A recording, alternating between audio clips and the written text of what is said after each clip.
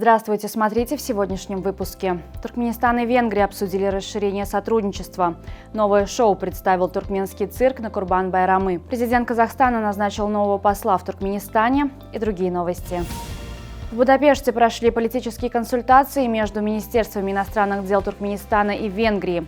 Туркменскую делегацию возглавил заместитель министра иностранных дел Туркменистана Ахмед Гурбанов, венгерскую заместитель государственного секретаря МИД и торговли Венгрии Адам Штифтер.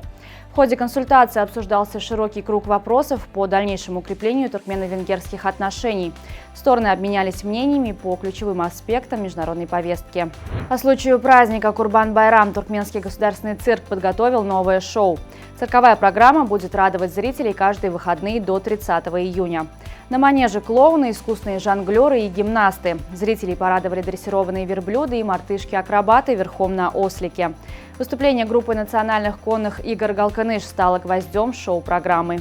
Меморандум о взаимопонимании подписали туркменское предприятие «Недыргалай» и австрийская компания «Spag GmbH». Документ положил начало сотрудничеству по производству кетчупа и майонеза в Туркменистане и расширению экспорта этой продукции в страны Европейского Союза и Центральной Азии. Меморандум был подписан в рамках официального визита туркменской делегации в Вену для участия в 12-м заседании совместной туркмено-австрийской комиссии. Президент Республики Казахстан Касым-Жомарт Токаев назначил Нурлана Нагаева чрезвычайным и полномочным послом в Туркменистане.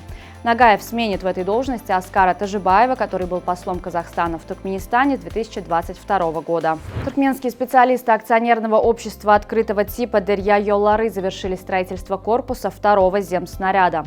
Это уже второй проект такого рода, реализованный собственными силами предприятия. Новый земснаряд имеет проектную мощность 250 кубометров грунта в час, что значительно превосходит возможности предыдущей модели. Освоение производства таких машин позволит снизить зависимость от импорта и обеспечить потребности водного хозяйства страны в очистке и углублении дна ирригационных систем. Посол Туркменистана в Бельгии Сапар Пальванов передал генеральному секретарю Всемирной таможенной организации Яну Сондерсону ковер ручной работы с изображением Ахтумкули Фраги. Туркменский ковер пополнит имеющуюся коллекцию культурных ценностей музея штаб-квартиры Всемирной таможенной организации. Пальванов, отметив, что искусственные туркменские мастерицы создали ковер за 4 месяца, подчеркнул, что ковер украшен 5 аутентичными орнаментами, символизирующими регионы Туркменистана. Каждый из них имеет свою уникальную историю и культурную значимость. В умном городе Аркадак в торжественной атмосфере отметили народный праздник Курбан-Байрамы. В течение дня готовились традиционные туркменские блюда, люди посещали друг друга, желая добра и здоровья. Особый колорит празднику придали гигантские качели, которые по обычаю установлены на открытых площадках. В честь праздника также прошли песенно-музыкальные выступления известных артистов и музыкальных коллективов. Огромные акулы-молоты, известные своей агрессивностью, были замечены у берегов Испании. В целях безопасности власти были вынуждены закрыть 3 популярных пляжа для купания. Сообщается, что акулы не только курсировали вдоль береговой линии, подплывая к лодкам и отдыхающим, но и предпринимали попытки атаковать людей на берегу. Стоит отметить, что размеры некоторых особей акул-молотов превышают 3 метра в длину. Система искусственного интеллекта, принимавшая заказы в американских Макдональдс с 2021 года, больше не будет использоваться. Причиной стали многочисленные ошибки и нелепые заказы, которые она выдавала. Клиенты в соцсетях делились историями о том, как искусственный интеллект вместо обычного мороженого выдавал им мороженое с беконом или к заказу добавлял куриные наггетсы на $211. Сборная Германии одержала победу со счетом 2-0 над командой Венгрии в матче второго тура группового этапа чемпионата Европы по футболу и первой гарантировала себе выход в плей-офф турнира. Голы в составе немецкой сборной забили Джамал Мусиала и Илкай Гундаган.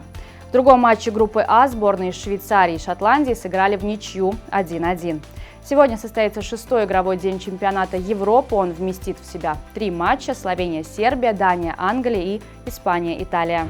Известному туркменскому футбольному тренеру Курбану Бердыеву присвоено почетное звание «Заслуженный тренер Республики Дагестан».